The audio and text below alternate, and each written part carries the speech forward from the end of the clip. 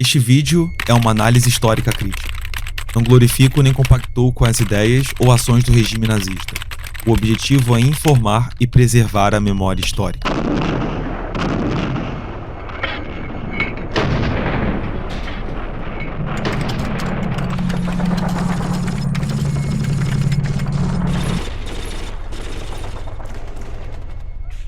Entre os nomes mais temidos e odiados da Segunda Guerra Mundial, Reinhard Heydrich se destaca como um símbolo do mal.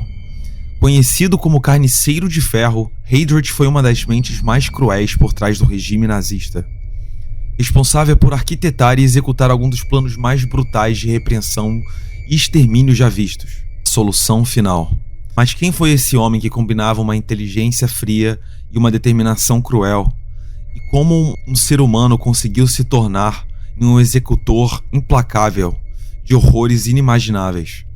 Neste vídeo, vamos mergulhar na vida e nas ações de um demônio entre nós, Reinhard Heydrich, uma figura que representa o lado mais sombrio da humanidade e que nos lembra que o demônio pode muitas vezes andar em pele humana.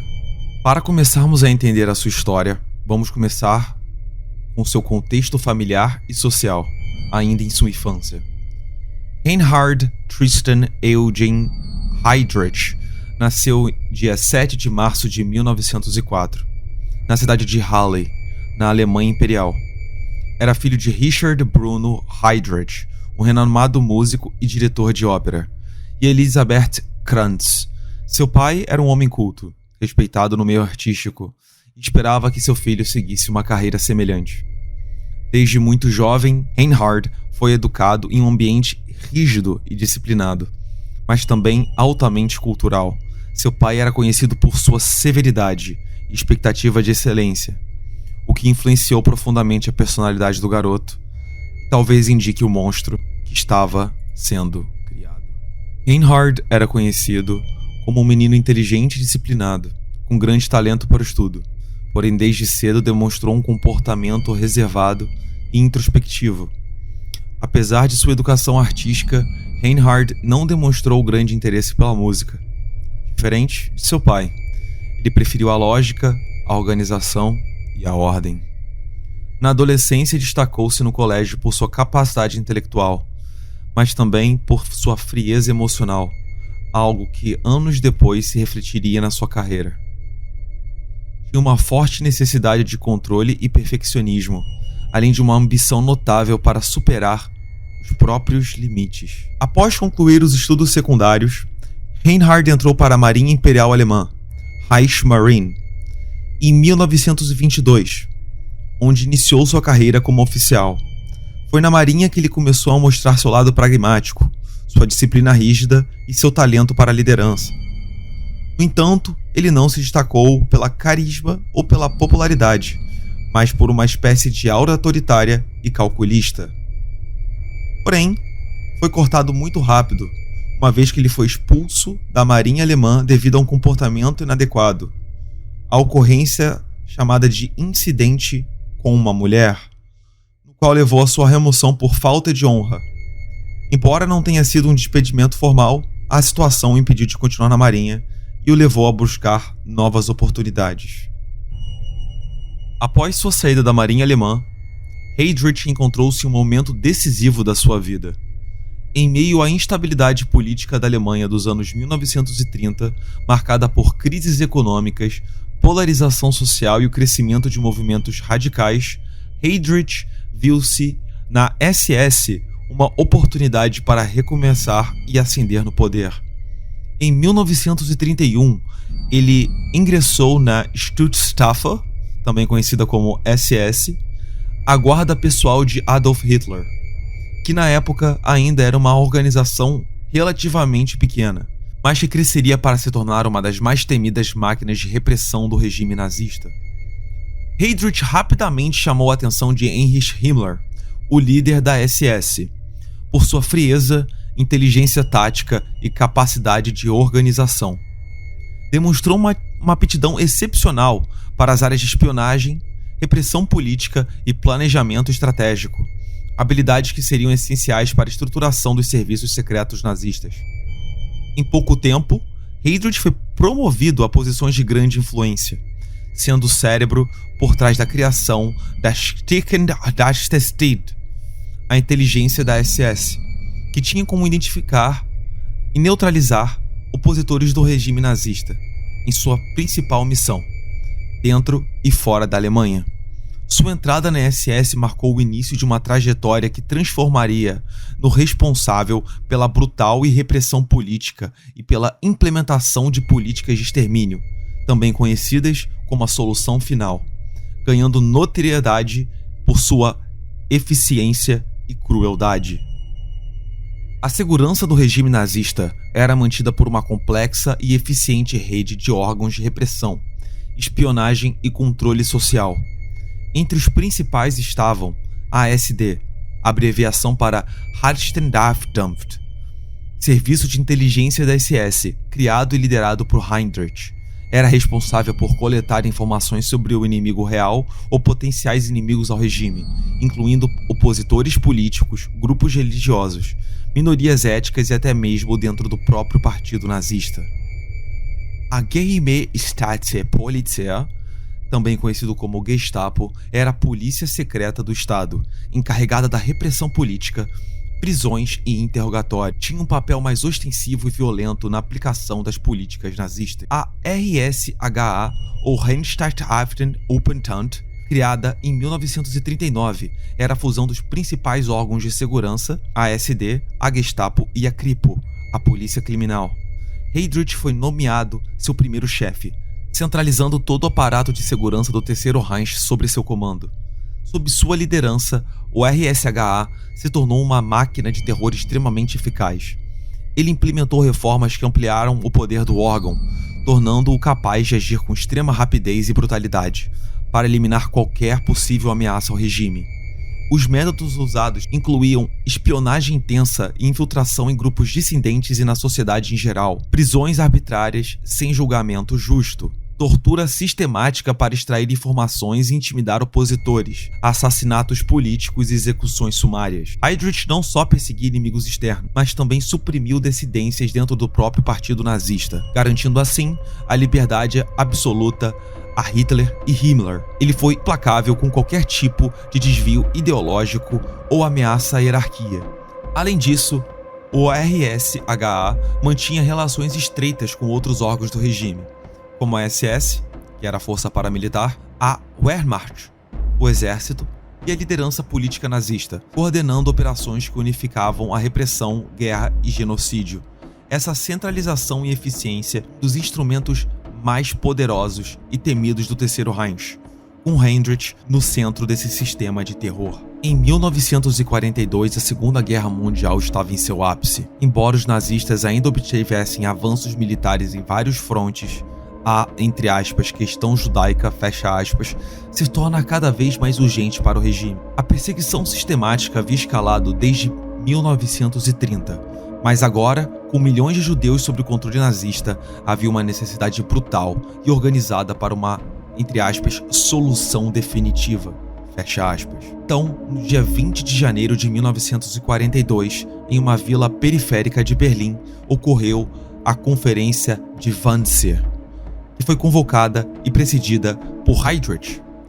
Essa reunião contou com os principais representantes dos ministérios do Reich e das organizações nazistas envolvidas no controle social e repressão. Ali estavam figuras importantes, como Adolf Eichmann, chefe do Departamento de Imigração do RSHA, que atuava diretamente na logística das deportações, e representantes da Gestapo, SS, Ministério da Justiça e outros órgãos. Apesar do tema horrendo, o tom da conferência foi marcada por uma frieza burocrática e assustadora.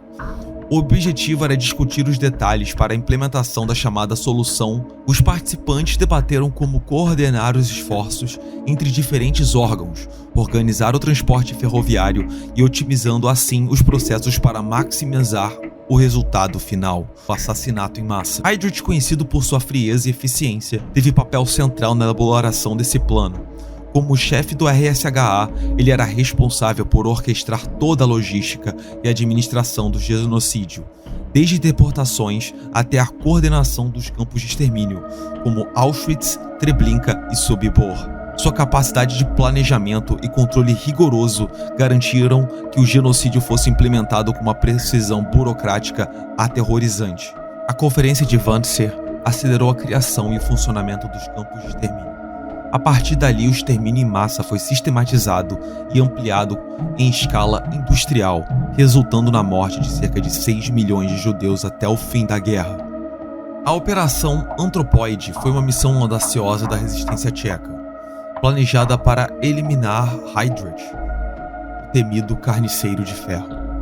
2 agentes especialmente treinados foram escolhidos para essa tarefa: Joseph e Jan Kubiš, ambos membros do exército tchecoslovaco, exilado no Reino Unido. Eles receberam treinamento intenso em armas, explosivos e técnicas de guerrilha, com o objetivo claro de desferir um golpe fatal contra Heydrich em Praga, onde ele exercia sua autoridade com brutalidade extrema.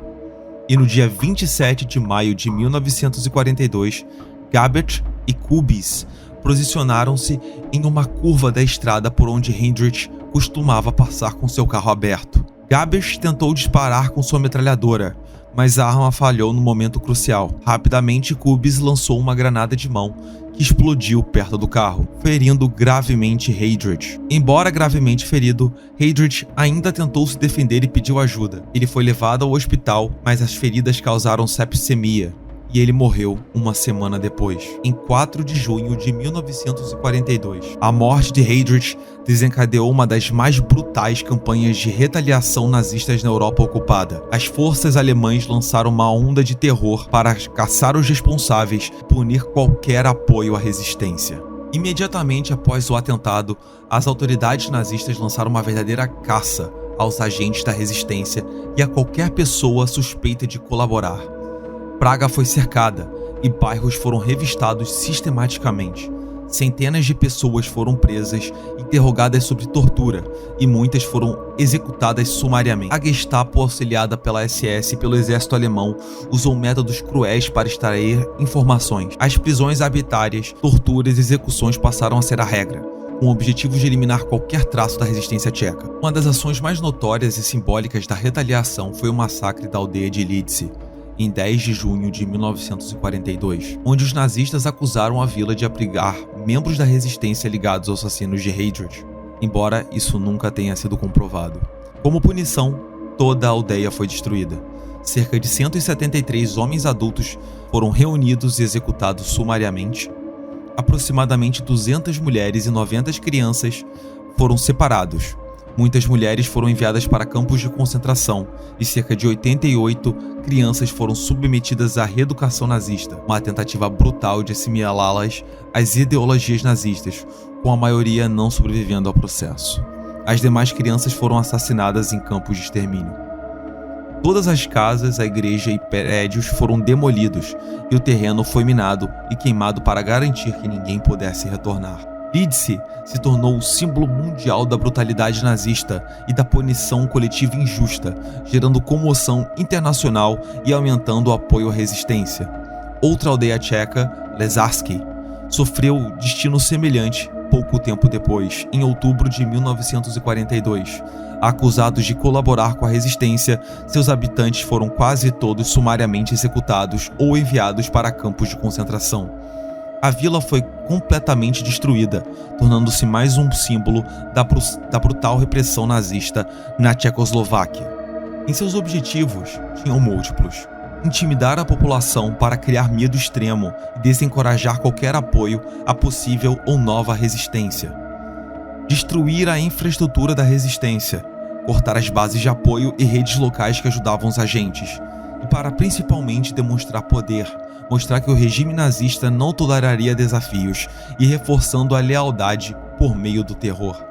Porém, essas medidas tiveram um efeito oposto, na maioria dos casos. Galvanizaram ainda mais a resistência, que viu a memória de Heydrich e na brutalidade do regime um motivo para lutar ainda com mais determinação. Além de Lidice e Ležácky, milhares de pessoas foram assassinadas ou enviadas para campos de concentração em represália.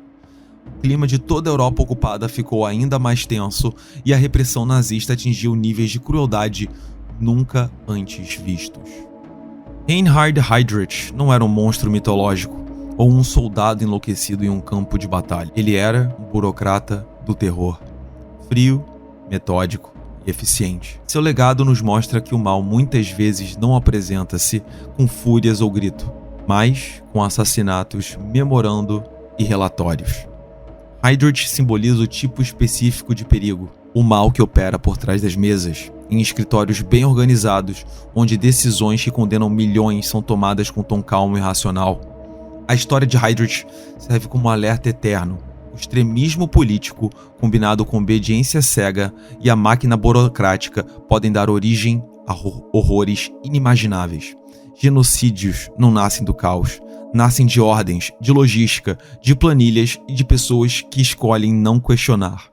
E é por isso que a educação histórica é essencial. Saber quem foi Heydrich é mais do que entender o passado, é compreender o risco real de repetir erros quando a humanidade os esquece. Hoje, Heydrich não é lembrado por sua glória, mas como o símbolo do que o ser humano pode se tornar quando perde a empatia e idolatra o poder. Memórias como o de Lídice e as homenagens aos heróis da Operação de Antropoide e os museus do Holocausto ao redor do mundo preservam não só as vítimas, mas também o dever da lembrança e porque o silêncio é o maior aliado da repetição.